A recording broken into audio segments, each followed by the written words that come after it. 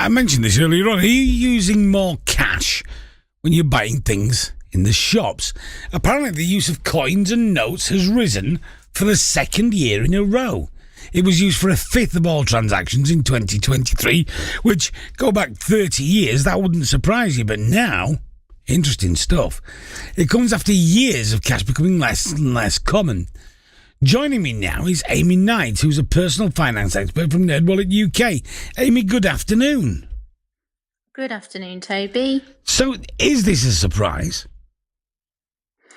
I think it's a really interesting reversal in the trend that we've seen over the last few decades, because as you said, it was very much moving in the card payment, digital payment direction.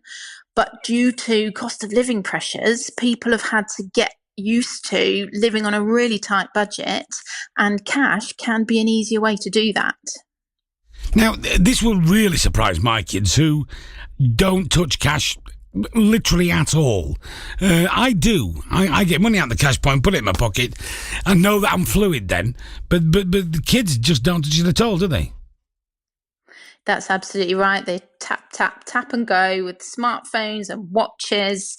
And certainly my generation, I'm a millennial, and we've grown up with tech. And so it's become the way that you pay for everything. And it carries risks because you can spend more than you've realized. You can tap your phone on the card reader without even looking at what the amount is. And unfortunately, people have found themselves in debt before they've really realised what was happening. That's it. You do know where you are with cash, don't you? Is there a regional difference here, Amy? And the reason I mention this, I know when I go to meet friends in the south who are my age, and we had a kind of meeting back up after a long time, about 10 years ago, and we met down there. And they were all contactless, mainly led, I think, by the Oyster card. The fact that the Oyster card could have been replaced by contactless. And they couldn't believe that I still looked for a cash point. And they were my age. Yeah, interesting. There probably is regional variation. NerdWallet, the company that I work for, has done some research recently on people in different parts of the UK using credit cards, as well as other types of borrowing, like buy now, pay later. And there does seem to be an increase in cities like London are more likely to spend on credit cards. So potentially outside of cities in more rural areas, you might see greater use of cash. On the other hand, those regions with perhaps slightly less digital infrastructure, I don't know whether you'd say that in parts of Leeds, Sheffield, York, you've got an issue of not having enough ATMs, not having enough bank branches. Yeah. Very much so, and not just in the city centres. To be fair, out in the sticks. I mean, you know, the closest bank to my house is now 7 miles away, 6 miles away. Yeah, that's a massive problem for consumers, but also for small businesses as well. Well, what about small businesses? Which do they prefer? Because obviously, if people are coming in and, you know, tapping their cards for £1 purchases, a big chunk of that's going to go to the bank, isn't it?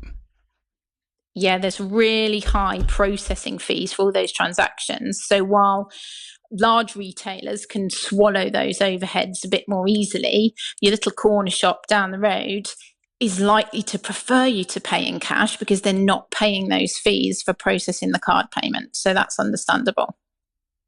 Do you think, looking at it, can you see a time it's going to happen? I know that's a bit daft question, but how long do you think before we're seriously looking at the death of cash?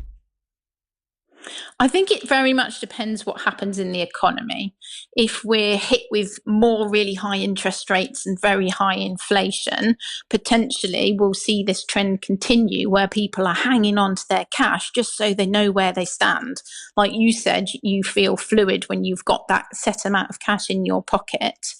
Unfortunately, the downside of using cash in a high inflation economy is that it's effectively shrinking. So if you possibly can save it into an account where it's earning more interest than the rate of inflation, then you'll be a little bit better off.